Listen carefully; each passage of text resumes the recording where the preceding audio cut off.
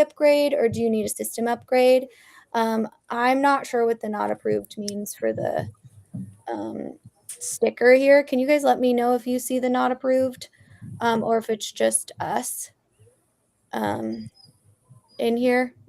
That would be great. And then we'll It get is set up. not letting me add my camera. Okay. Then we'll just listen to you today. But at least you're in here, and our team can troubleshoot maybe on the back side. I'm not sure how to get the not approved off of here. Let's see. It's always like the technology executives that don't know how to work the TikTok. So maybe our team can work on that in the back end. He has to give TikTok permission to his camera. So maybe he can hop off that live and then just focus on the LinkedIn live while we do that. But in the meantime, if our team can help me figure out the not approved thing, that would really help on this side. We didn't schedule this live because obviously it's not in our normal cadence because we're trying to bring more people into kind of having this conversation. But the goal here, if you're watching on LinkedIn and YouTube, is that we want to talk about like, do you need a system upgrade or do you need a strategy upgrade? Especially with given all of the different noise in the marketplace around like, what do you actually need to do? It really needs to be kind of a diagnostic approach in this conversation of like, what can that actually mean for the value that you need? Because a lot of times what we're looking at, right, is are we going to be able to achieve what we want to achieve as a business with this new technology? And I do need for our team to just help on the not approved side on this piece so that I can get this off. I might have to join again, but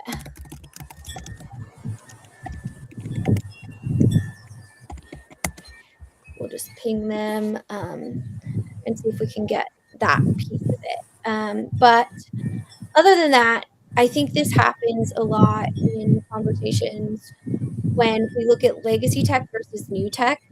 And how do you know if you need to get off of legacy tech? Can you let me know if you see the not approved on the screen or not?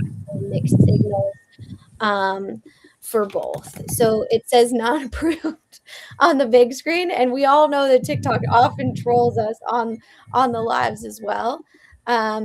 So if you could let me know if you see that or not. If I just see it, cool. If you don't see it, no big deal. But so when we look and go into kind of diagnosing what this looks like from either a systems perspective or a process perspective, the first thing we're going to want to do, even if it's a remediation project, is we're going to want to look at like what do you got going on right now and what's the problem. And I think a lot of times that's something that people don't want to do, right? Because it's hard, right? It's hard to have that conversation. We want to fix it now, or we've been sold this narrative by the $1 billion, SaaS marketing machine of how do you ensure that you are making the right decision with technology that you're investing in, especially with the massive risk that's going on right now. So Danny on TikTok said, how can AI help us and how can we trust it?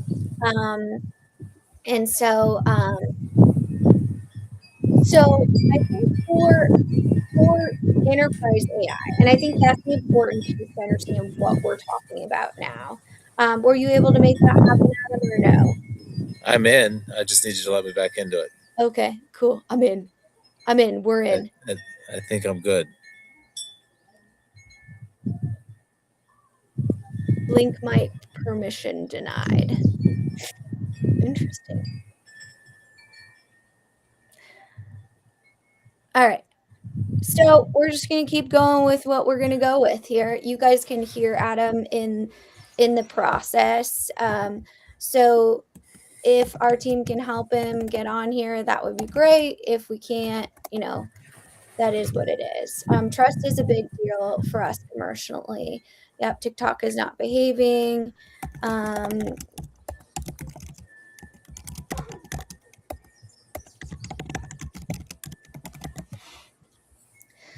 So let's, circle back to this. Let's circle back. Let's not boil the ocean here. For trust, when we're talking about looking at the trust of I think that's an overused term.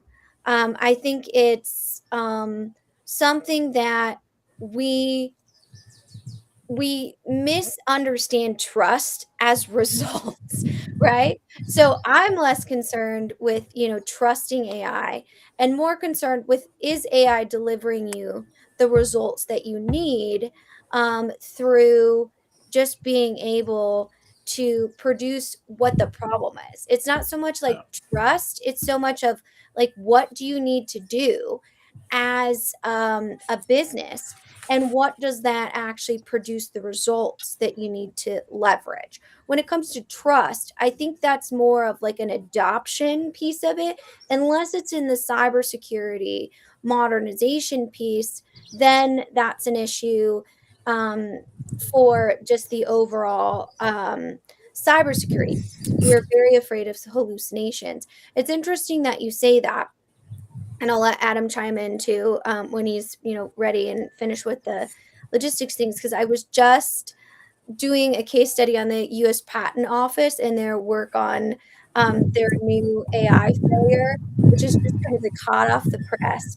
But they spent $75 million trying to get this new AI feature, because if you've ever registered a patent or tried to register a patent or a trademark or anything like that, it takes years, right? It's a very, very manual, fickle process that's very difficult to utilize.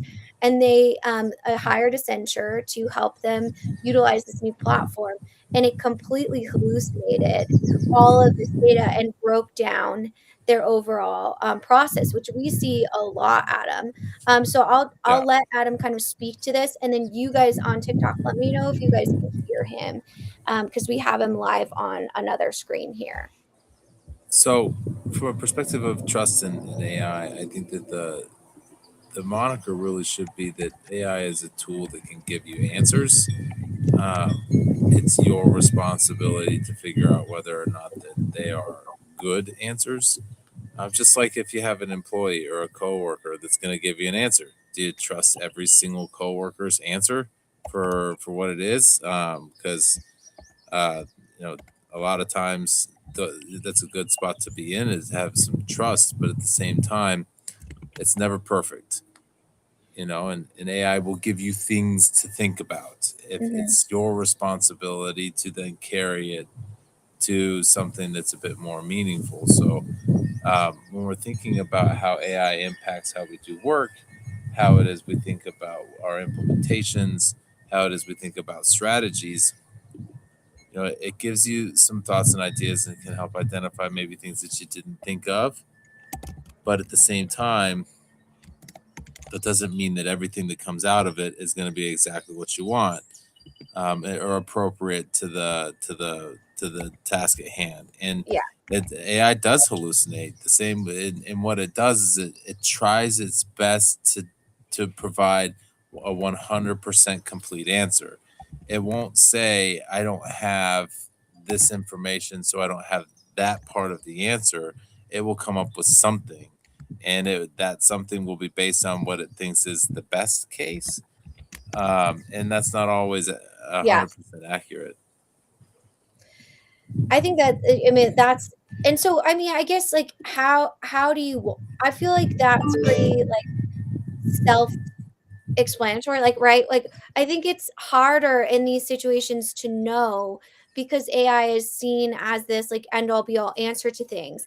Like, so how do you know when it's hallucinating or when it's not hallucinating, right? And so I think that's a big piece of this kind of trust angle of like, how do we know in our systems when our predictive AI agent, right, is actually saying something's in aisle 3 apart, right, bay 9, and it's not there. It was there 3 weeks ago, but it's not there now. Like, how do we know that in this type of angle? And then most importantly, how do we fix it?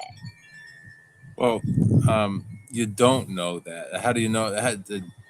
How do you know a liar is lying to you, right? you generally assume that most of what they say you can take at face value, and the rest of it you kind of have to confirm for yourself. It's the same type of thought process. You know, assume AI is going to hallucinate. You know it is going to do that. It's not a well, maybe it will, maybe it won't. It is going to. And so you take everything that comes out of it as a 80 to 90% right, Mhm. maybe higher. Of course, it's getting better and better every day. But you have to assume that you're going to have a challenge, and then be okay with what you've got, knowing that there's a margin of error. That's fine. It's just like anything else has a margin. There's a margin of error in everything. We talk about software deployments. No software ever goes live without bugs and defects. Yeah. That's a fact of life, right? That's why there are upgrades and updates and all that jazz. So it's yeah, I wouldn't say don't use AI because it could be wrong. I would simply say use AI and know that it could be wrong. And if you have something that is dependent on 100% factually accurate information, Mhm. then maybe do your own research, and don't shortcut that. Maybe that's important enough to require your thought and diligence. Absolutely. And for those of you that are joining, that's Adam. He's the CEO of the Confluential, which is, the company that I'm a partner at. And we're hoping he can get into mixed profile at some point. But I think this is a great question from Danny on TikTok. But what happens if you're in a heavily regulated industry like finance or aerospace and defense or something like that, and it literally cannot be wrong? So like what risk tolerance should you have in that situation of, or I mean, I guess what quality assurance do you have to be able to do that? Well, so there are other ways of doing that too, right? So part of the challenge in there is, in a heavily regulated industry, is going to be to make sure that you are using your own agents, then, right? Like Mhm. you have to create skills and context for it, and restrict it to being able to use only those skills and content text, right? So um, there's a number of things that are important about that too. We'll talk about finances, right? You don't want the example that somebody gave me yesterday was plugging in financial information for a publicly traded organization and saying, now generate a press report for tomorrow. You just put your financials on the internet. Did you know that? That's not necessarily going to be posted and found quickly and easily, but you put your financials on the internet, and that's a gap in security. So the overall thought process there should just simply be understand the tools that you're working with and what you can Yeah. do with them, and be realistic. And you can do some great things with AI and in finance, but at the end of the day, if 0% risk is the only number acceptable, then maybe you need to consider whether or not you're taking a risk by saying, "But I want to use AI." Yeah. Right? So there's that. Um, I did try to join the TikTok again, by the way, see if that lets me back in. Yeah. Okay. Cool. I will look in here. Are you on your profile or whose profile? Yes, mine. Okay. Let's see if I can let you back in here. I think the piece about that though is like that's the biggest piece of it still denying you. I think it's probably something in your settings. So All right, we'll figure it out yeah, no worries. We another can, time. yeah, Sorry, audience. we can do it on Sorry, here. fans. So I think it's a big consideration in here. I think this is on a big a good conversation track. Aren't there ways to guardrail these things or to put in blinders when it comes to AI to for financials? I think I'll take this and I'll let Adam chime in.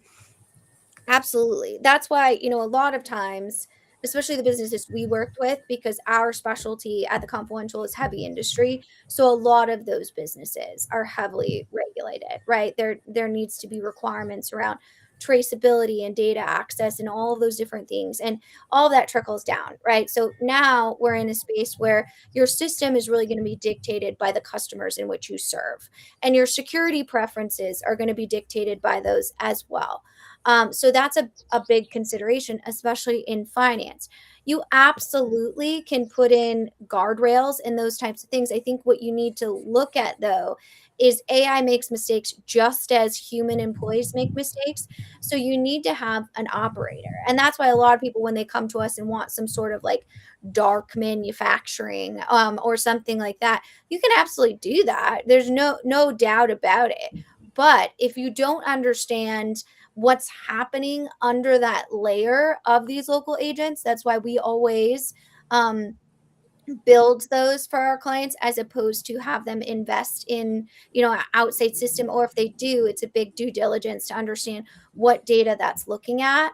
And that's going to be a huge consideration in that conversation. So for that specific question, when we're looking at strategy versus system, you're going to need to look at what guardrails are put in place for your AI agents, right? And how you make sure that you have the back end knowledge to go in and reconfigure them, or restrict them, or do all of those different things. It's a journey, right? It's not something you just turn on. It's like hiring a new employee, as Adam said. Anything to add to that? I would just simply say that if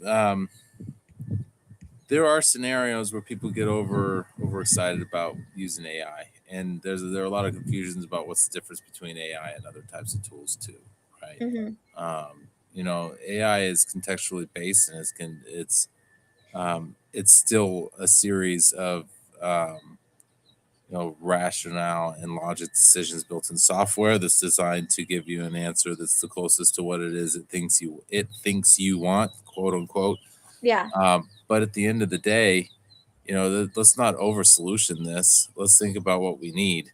I like these questions here. What do you think many companies confuse with buying new technology versus having a new strategy? And then the follow up: what does a truly strategic IT roadmap look like compared to a list of planned purchases? At the end of the day, the answer in here is more along the lines of, what do we need? What are the actual needs? And then how do we solve those needs creatively? And sometimes, especially when you start thinking about things that are proprietary and sensitive information, maybe an internal machine learning algorithm is a bit more what Hmm. you're asking for, right? Can you tell me what the difference is between what you'd get from a true full blown AI? Like, I have to use Claude for this, but do you? What if you did have a full blown machine learning algorithm that could Hmm. answer that question? Would that solve your problem? And right now, most people don't know how to answer that question. And the and because they don't know how to answer that question, they default to, well, I need AI. One of my most favorite examples of the difference between understanding and solutioning goes back a couple of decades at this point to when the Sarbanes-Oxley Act was implemented, and then all of a sudden, every single requirement was a SOX requirement. Why do you need this? Well, it's a SOX requirement. Why do you need that? Well, it's a SOX requirement. And it's like, what? This has nothing to do with finance and reporting. So tell me why this is a SOX requirement. Or we're talking about something entirely different. And the answer is, actually, I don't know what SOX requirements are.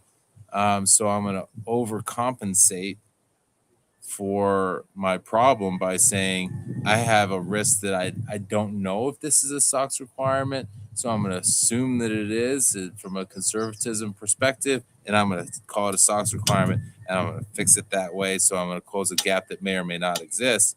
And that's what you do: a lot of hard work closing a lot of gaps that don't exist. If you just don't ask the question that will eliminate all that hard work, am I right? Do I need AI for this, or can I get by with something more effective? Because an internal machine learning algorithm could really do a whole lot more to be secured against the internet than AI right now. Yeah. Yeah, absolutely. And we have a lot of, dialogue happening on TikTok here. If you're just joining us again, we're having a panel discussion. And Adam, I know you can't see him. We're working on it. Um, in this like systems versus strategy type of upgrade, I think you don't, but you do, you is so real. They're saying like do you need to use Claude? And then saying, but you can use Claude to make the algorithms and make that process more efficient. Absolutely. I mean, Yep.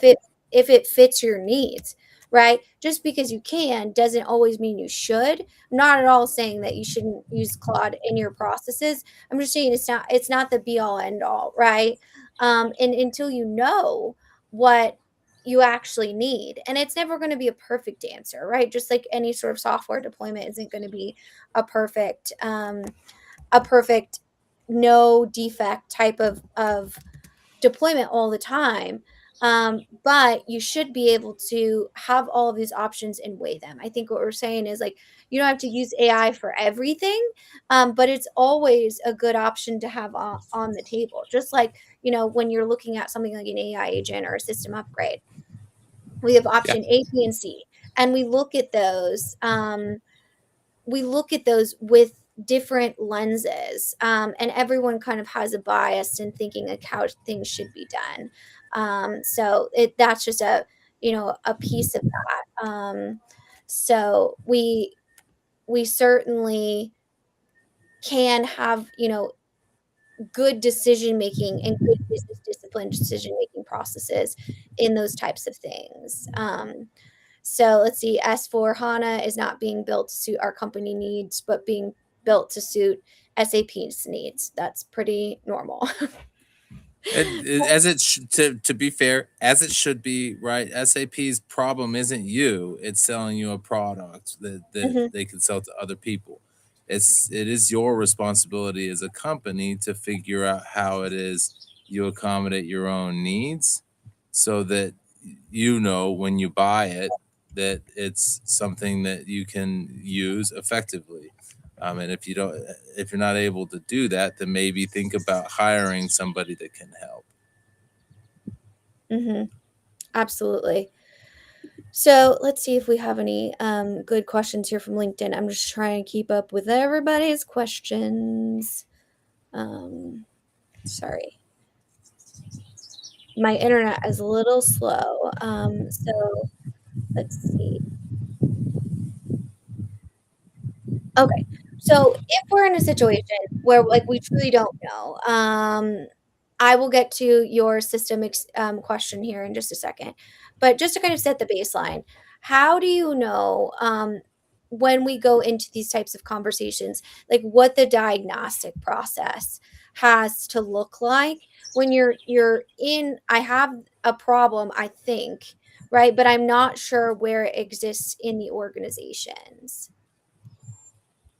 uh, Start pulling on the thread. I would say, like, if you have a problem that you're not sure what the root cause is, then start talking to people. Ask why, right? Why is this a problem and what's causing it? And then start chasing, right? This is something that to the topic of the conversation. How do we know that we're actually upgrading systems versus upgrading a strategy? Yeah. Your strategy should be prioritized above your systems upgrades. Your system upgrades should support your strategy. Your strategy should be designed to solve problems. And so, what are my problems and where do they come from? The root cause analysis that digs into that is necessary. So, what are our pain points, and where are they coming from? And then, how do I track that next? Right. So, I talked to somebody the other day. They're struggling with available to promise Mhm. functionality. They don't know exactly why they can't figure that out, but their thing is, and we'll extrapolate a bit of meaning on it and make some assumptions just for the sake of example. But we'll say, I I have an available to promise problem. I can't accurately tell my customers when I'm going to be able to give them the product that they want to order. I can give them a date, but I have Yeah. no thought, I have no capability of knowing whether or not that's accurate. Yeah. And so I'm going to give them a date. And I'm going to hope for the best and try to solve this problem. Okay. So what is our problem? Well, I can't give them the right date. Right. But why not? Well, because the system doesn't tell me the right date. Okay. Why not? And so you have to kind of track now, who do I need to talk to answer that question? Maybe I got to talk to somebody in IT at this point and say, Hmm. how is ATP calculated? And they say, well, we take the pieces that are ordered and we track what the we make an assumption based on all of the pieces that are ordered and when those are going to be available. Okay, is that based on actual available inventory today? Is that based on expected inventory levels tomorrow? It's based on expected inventory levels. Okay, are we considering the time that it takes to manufacture? I don't know actually. I'm not sure that manufacturers. All right, so I've got something to figure it out in there. I can go talk to manufacturing. How do I make sure that my lead times for manufacturing, my production time, is factored into this conversation? And then where does scheduling fit in? Okay, scheduling is dependent on raw material availability. So how does that fit in? And how do I track that back to vendor lead times? And then come to find out, you know what? All of our vendor lead times are set at 15 days or Hmm. 15 weeks, whatever, because they come over the ocean. They're all set at 15 weeks for every part, every item across the board. Well, that's a problem because some things take longer to get than other things. Hmm.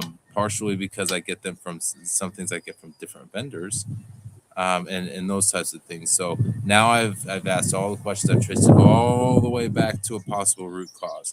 Now what happens if I say, all right, well then maybe we'll be able to get better times on this on ATP if I am able to say vendor by vendor, material by material, here are my expected lead times. And now I can say I know when those materials will be ready for production. I know my production scheduling and my production planning and actual production. There's timelines are good, and now we have something that we can fix. And did I need new software for that? No. Is this even a customer service or order entry problem? No. Hmm. It's a sourcing and procurement problem. Um, Absolutely. so that's what we ought to be doing when we figure out what am I trying to do from a perspective of solving pain versus doing something useful in general. Absolutely. So on that same note, we've got a question on TikTok about Price FX, which is, a more of a pricing intelligence tool, right? Uh, Have you ever used that tool specifically? I have not used it. Give me some more background and see what I can do to wiggle Yeah. my way So through it. yeah. So Price FX, as I understand it, Joshua, it really is for more manufacturers heavy industry. It's kind of like the configure price quote type of system. And it sits on top of whatever manufacturing execution system or ERP system, so like an SAP, Oracle, IFS, right? And then it takes the product cost customer kind of sales data and then gives you some sort of like price optimization. Exactly. It will feed our homegrown ERP. Um, so that's kind of what we're asking about. I don't think that we've ever implemented that specifically. I'm happy to ask the rest of our delivery team as I usually do, and then I can get back to you. But I think we're seeing a lot of these. We talk about vertical SaaS all the time, right? Kind of prop up to be able to kind of do things like detect margin leakage, right? Or recommend optimization for pricing or find anomalies in pricing. A lot of times when we look at these different pieces. So I think that's a good kind of a good tool to look at on top of that. So you're gonna really figure out how you can essentially use those types of tools in your specific ecosystem. And does your MES already do that? So that's a big piece of that. Anything to add, Adam? While you Well, I think that's a fantastic way of putting it. I think that there's also a realization in there that you got to remember that pricing is like one of the most complicated things a yeah. business does. So um, set your expectations on the floor for what it is you're going to get out of a pricing tool, and understanding that it can do a lot, particularly configure price quote tools, CPQ tools that are based on complex configurations. But Mhm, at the end of the day, your sales team is going to price it at what they can sell it for in a lot of cases. mhm. And so the logic in there is a little bit tough to bake in. So you got to have some flexibility as well. They Try the like TikTok. try See it if now. you can let me in. Try I it in. think it's because it thinks your account is like a new account because you didn't use the other account. If you can't tell, Adam's not a TikToker, right? I'm learning. I need some He's support here, learning. but He's um, learning in these types of see if it things. lets So me in.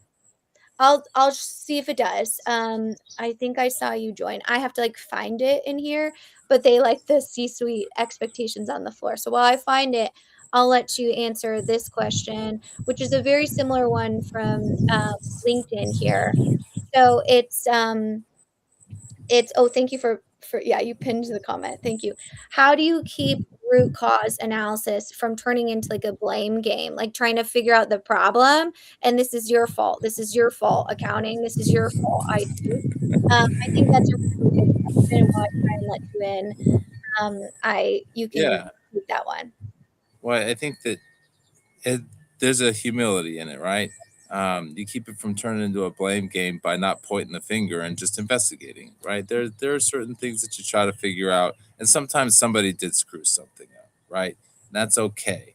I screw things up all the time. I've been screwing up TikTok all morning, right? So, but that doesn't mean that I'm not I'm worried about it, or that Yeah, I'm gonna blame somebody else, or something like that. except for me. You Although can't. my counterpart is blaming my executive Sent the invitation. capabilities, but that at the end of the day, come to it from a perspective of how did we do this wrong, and how do we get it right, and then go from there. And if we can't figure it out, then we can't figure it out. But we got to just get into the bottom of it, and approaching it from a perspective of seeking to understand is always the best approach. If I can seek to understand what's going on, and why, then you pull out the I'm not trying to figure out who did this. I don't care who did it. I have a Yeah. problem that needs to be solved. And a lot of times that's a bit more effective than trying to figure out who caused the problem anyway. Yeah, for sure. And we're not going to be able to see you with the camera, but we can hear you now, which I think that's just helpful in general. So we'll just keep you up here Okay. and hear what you're saying, and we'll have to utilize the camera at a different time. But thank you, Joshua. Thank you both. Been catching you for a while, and it's really good. Appreciate you're here. Best problem solving movie. Oh, geez. Now we're getting movie questions in here. What's the best problem-solving movie in here? Interstellar. My Interstellar. I've never seen that movie. I know. It's always with you guys in the movies. I like So, Interstellar. That's a good um, one. That's one of those little, he's been there the whole time. yeah. So, I think that's a great answer. And a lot of times when we see these different kind of ancillary systems. It's not, please say psych. Is that, or is it psych, Kyler? Okay, will do. Um, I don't even know. You guys, you always start on the movies. I haven't seen anything. That's for Adam. He knows the movies That's a or generational thing. who, oh, generational thing. What? So I If don't you've never know, said but psych, yeah. then So you get it. You get it. okay, well, I've said it for sure, but I was thinking that's a stellular is at the top of your list. Okay, got it. On it. But I think that piece of it, and the last point I'll make about kind of the tools to look at is that's a point of like diagnosing what's going on right in your organization and doing that independently. Like you can utilize a relationship you have with an IT vendor, or, something that you have with an SI right now to give you information, but ultimately you as the business need to make that decision. You can't have somebody else make that decision for you. And that's really the point of having these types of conversations. And so I love that Joshua brought that up, because you have the ability to say like, this is a tool I'm looking at. Is it going to be best for me? Maybe. Is it not? Maybe as well. But having that ability to go through like the overall analysis in that piece is going to be critical for just the behavior of AI agents, right? To be able to kind of like uncoil what's happening with the AI agent and being able to know what that really looks like from that piece. Taking action items from TikTok, always, always, There we always. go. And I'm not in a bathroom, as everyone seems to think. These towel holders are really sending people off this week. So I know, but um, and we can properly feed it. Okay, yeah, absolutely. So okay, cool. So on to kind of the next piece of this overall conversation is how do you know how much it's going to cost, right? And I think that's a big piece of this conversation, right? So we have a legacy system that's working okay, right? And so we've gone through the process of saying like, is there something fundamentally wrong with it? Maybe, maybe not. Or are we going to upgrade it, right, to a new system? But right now, with understanding how much these different pieces cost. And Copilot's a great example of this. When we look at like collaborative agents and we look at something that has a price point of like $30 a month, and then all of a sudden, we're putting it into everyone that has an Outlook account, right? And then all of a sudden we have, 30% of our licenses that are unused, and we have usage types of costs and outputs and all of those different things in a lot of these different tools. Is there a benefit, right, to being able to stay with what you have because the cost has gotten so significantly unpredictable? Um, I mean, if you're trying to predict costs, I think you're kind of in a losing battle. Um, if the value is there, it's there. It's not, it's not. Cost isn't going to vary so widely that it's going to impact the strategy behind your decision. So I'd say if the value is there, go for it.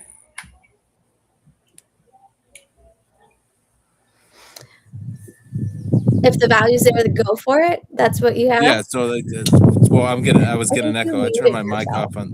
I muted on myself on TikTok. TikTok because I was hearing myself again on yours. So I think that at the end of the day, if we're talking about cost, and variance and cost, I think that's a market um, fact of life where cost is going to vary. It's going to continue to go up. I could like if you're going to talk about the unpredictability of costs, you should talk about the predictable part of it too, which is that it will always continue to increase overall, right? It's the line will generally trend upwards. It's not going to get materially cheaper. So if you're trying to time the cost of it, the best you can do is think about end of year for your software vendors, and strike at that point in time. Second best is end of quarter. But after that, if you're trying to figure out whether or not those types of variances and costs are going to make or break whether or not you should or can actually go with a particular software investment, you maybe aren't you're maybe not ready for that investment. You're still on a in a gray space, gray area about what should we do next. Yeah, for sure. Do you know that you're muted on TikTok or no? I do. I Okay. just I muted myself on TikTok because I was hearing myself twice. Right. So you have to Um, turn off the sound on your computer to do that and just hear it on your phone. I But was either hearing way, it through your mic twice, right? So, right. So you have to mute your computer and just hear your phone. So you won't hear me twice. But either way, we've made it through 47 minutes of this, this this I rocky think you're deployment. misunderstanding my problem. So, Okay. we'll figure it out. I will turn it on. I will deal with the echo. So when we look at that piece of it though, like what are you supposed to do? Just invest in software that you don't know how much it costs? No, what are you going to sign a contract that doesn't have a price on it? That's unrealistic. But what you're going to do is you're going to validate that you need that software and that the cost to implement it is worth it. And then you're going to Mhm. understand that it's a significant cost no matter what you do. So you have to make a realistic decision on a business strategy perspective. And then you say, what's the best I can do with this?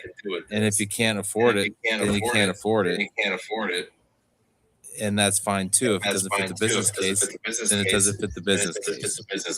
But if what we're talking about from a variance and perspective isn't a plus or minus 50%, it's a plus or minus 5 to 10, right? So and that's stretched Mhm. over 3, 5 years or longer.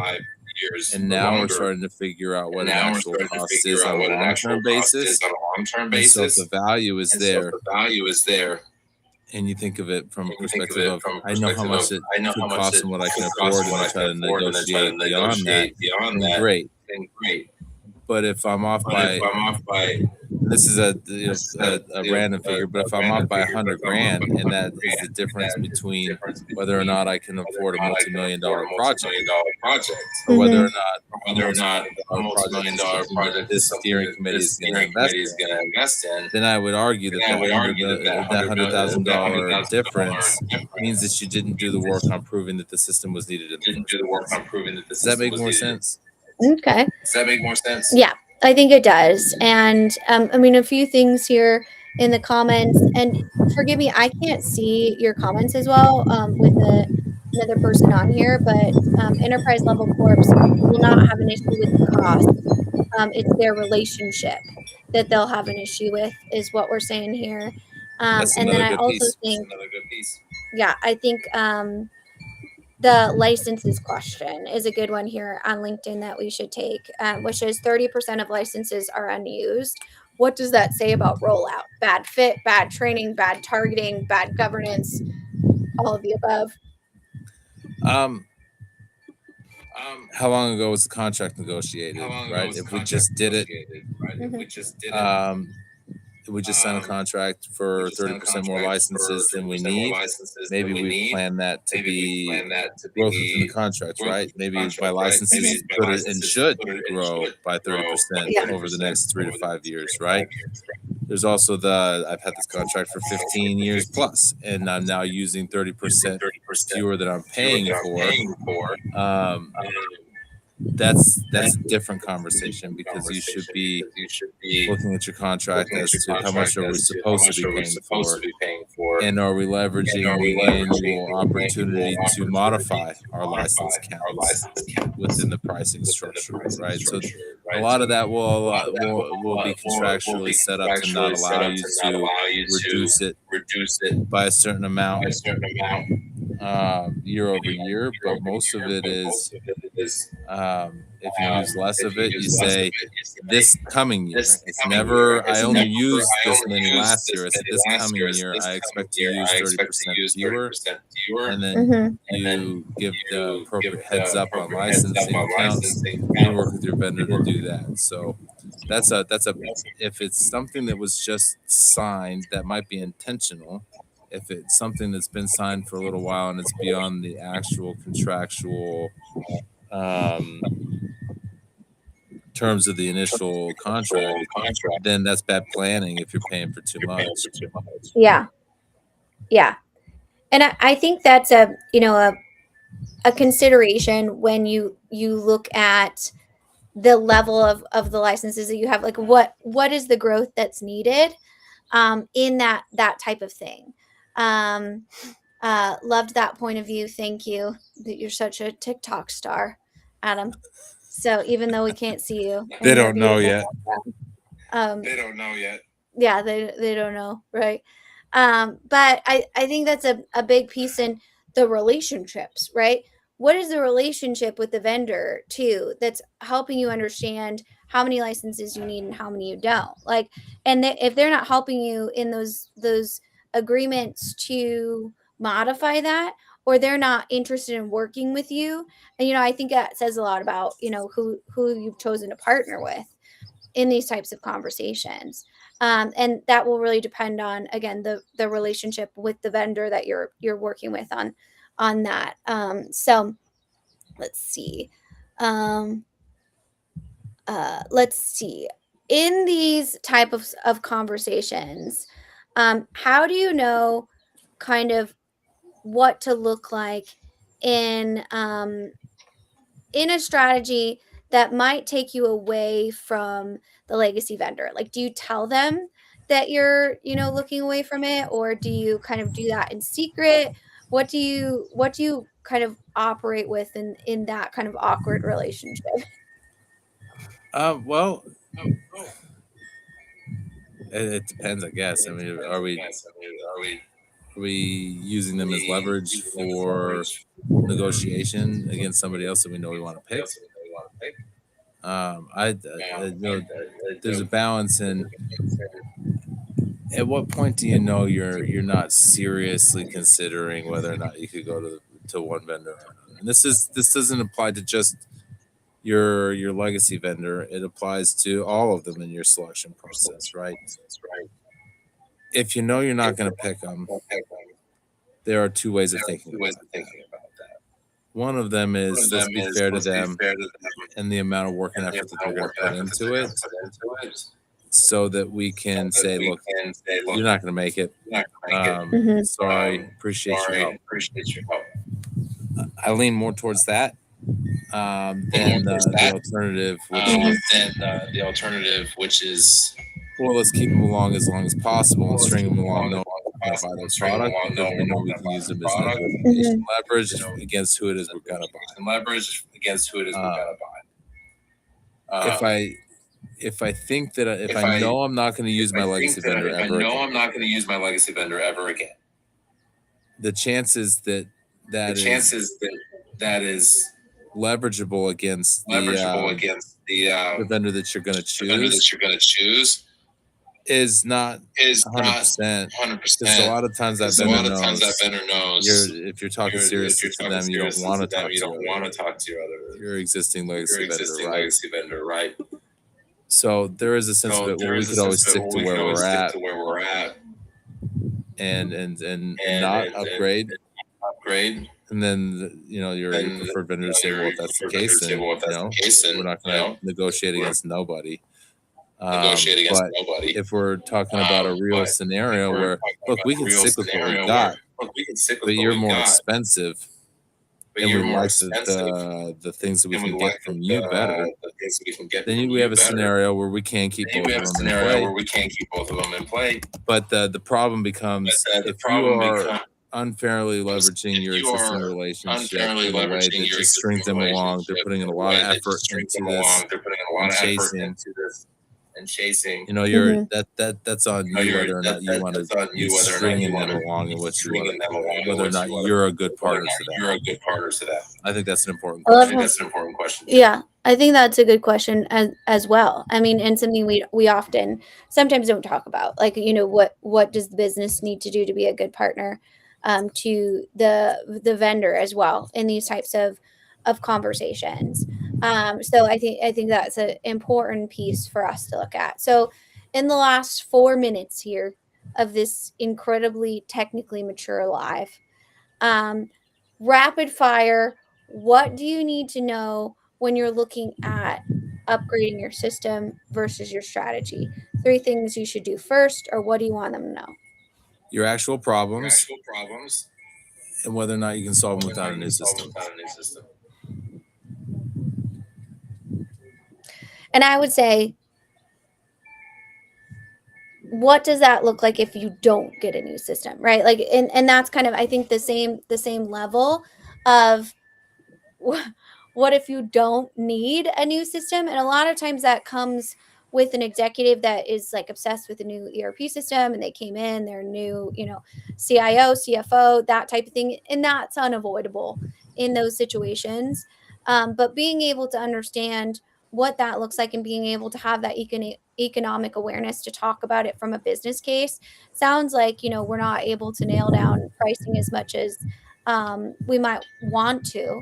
Right, but understanding what that looks like from just the cost of business and moving from one system to the other, because in large organizations, that's going to be incredibly painful, no matter what you do, just because of the disruption between the two options. So a lot of times, legacy systems are underutilized or not utilized in the best way that they could be, and that has to do with process and people, not so much the technology, but still having that analysis, that diagnostic done is going to be important. Agreed. Like, at the end of the day, implementing a new software package is hard. It takes a long time, and there's a risk to it. Like, we talked to somebody recently that hasn't closed their books since April. They're way behind on that. And that doesn't even include the fact that their production line is producing 10% of volume right now. Mm-hmm. 10%, like that's 90% of that, and they don't even know if they're actually fulfilling orders properly. So I think that's the risk in that. If our gains of going to a new system are marginal, the risk is significant. Then why wouldn't you just stick with the system that you got and get it a little bit longer? Yeah.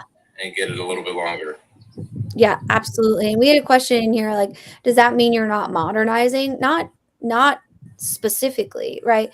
Totally depends on, what that means in these overall conversations or where you're at.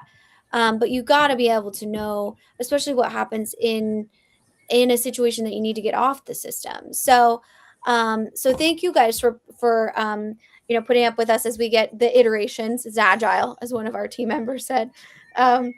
That we're getting to the Friday lives where we can do this. We'll be live next week on our usual time. If you joined our Instagram lives or new ones this week, thank you so much for being here. Thank you, Adam, and we will see you guys next week. All right, thank you. Thanks. Bye. Thanks. Bye.